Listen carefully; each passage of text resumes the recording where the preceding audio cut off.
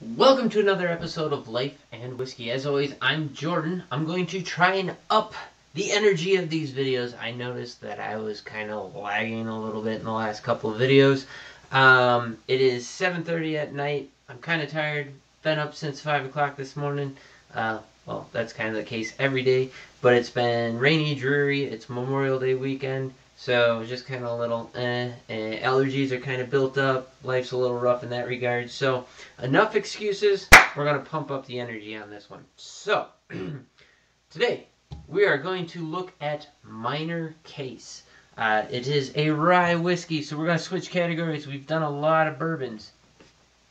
So now we're going to go to some ryes because I got two of them and they're both really good for very different reasons. And so Minor Case, kind of an interesting whiskey. It is a Beam Suntory product, and it's MGP that is finished in a sherry barrel, and is 2 years old, and is 90 proof, 45% ABV. It's just a really interesting whiskey. I like it a lot, and hopefully you guys do too. You know, some people kind of crap on the rye whiskey scene a bit, and I don't know why, because it's one of my favorite categories, and this right here is going to prove why. Well, this video, and then the next video I'm going to do George Dickel rye, and they couldn't be, I won't say more different, but they couldn't be more different. Screw it. We're going to say that because one's over here and the other one's over here. They share some similarities, but they're very different.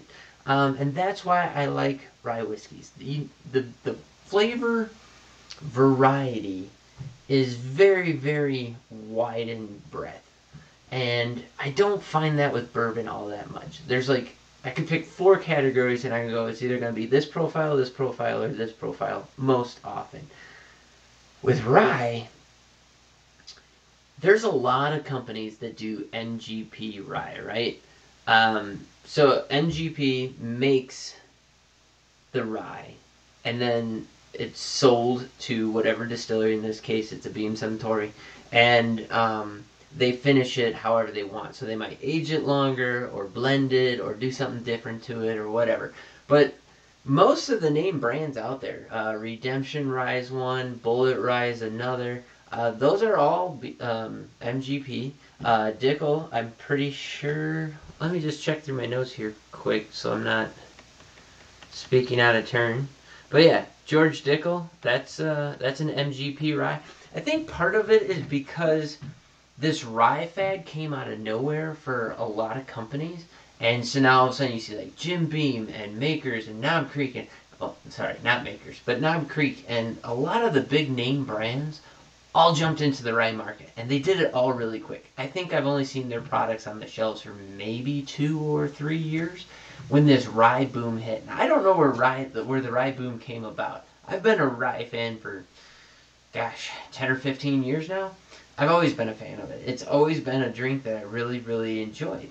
And I love the fact that there's more varieties out there and that there's these different bottlings.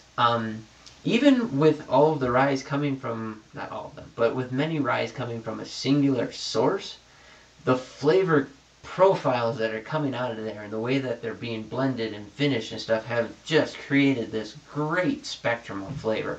So I highly encourage you to get out there and start dipping your toe in. Start exploring.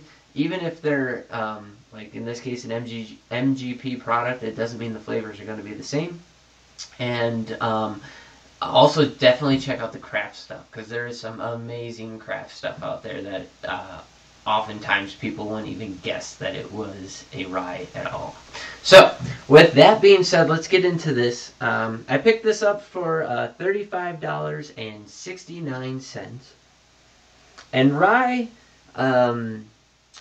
you're not going to find a rye really in that budget. Well, I mean, it depends what you define as budget. To me, like I did my budget whiskeys, they were under $10. You're not going to find I couldn't find a rye under $10. You can maybe find one, like Old Overholt or something like that. You might be able to pick up for $15 or $20 maybe. But most ryes are going to run you $25, $35, which, you know, in my opinion, they're worth it. But on the nose, it's very, very floral and earthy and herby. So there's a lot of herb spice notes in there. It has a hint of that floral Four Roses smell, Buffalo Trace smell in there. That apple, honey, light fruit smell. Yeah. So it's like herbs and earth, and then this floral characteristic. It's got a very interesting nose. I'll say this is a whiskey that I would highly recommend you take and explore with. There's a lot going on in here, which is interesting to me.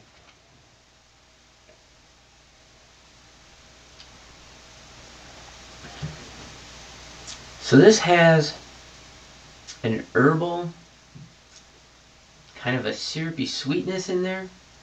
Like if you've ever had chartreuse, kind of has that thing going for it.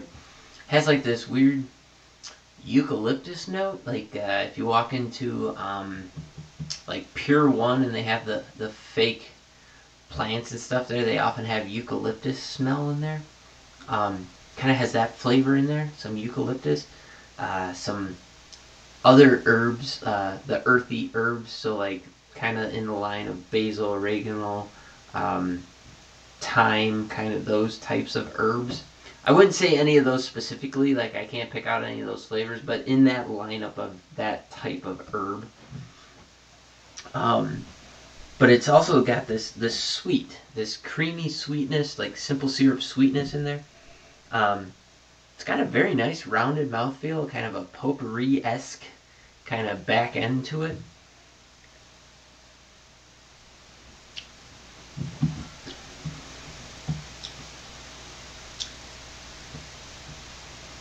I will say that the finish kind of starts going in a less dramatic route. It thins out. So after you hit this like sweet potpourri, it thins out and kind of becomes this this like sweet black tea. So like sweet tea, but it's a little watery. It's thin and then it's kind of gone. It doesn't last very long, and it doesn't have that classic rye bite after you let it sit for a second. So like the main flavors have all dissipated and disappeared, but now I just kind of, you know, roll my saliva over my tongue to kind of be grossly descriptive. You get this black licorice flavor that kind of persists, but it's sweeter than normal store-bought black licorice flavor, but it's very along those lines.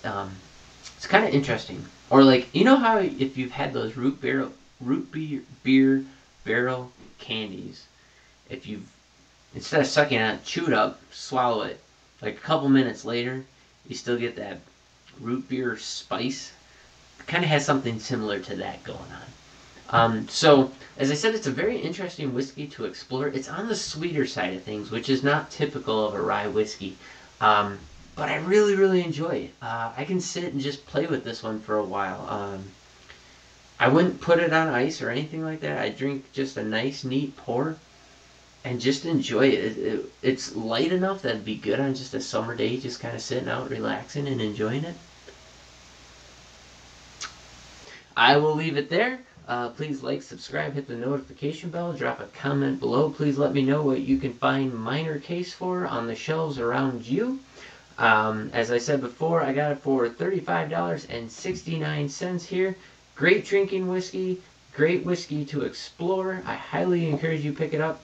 If you have a comment about absolutely anything, please drop in the comments below. I'll get back to you as soon as I can. Thanks for watching. I really appreciate it. You guys have yourselves a great day. We'll catch you on the next video.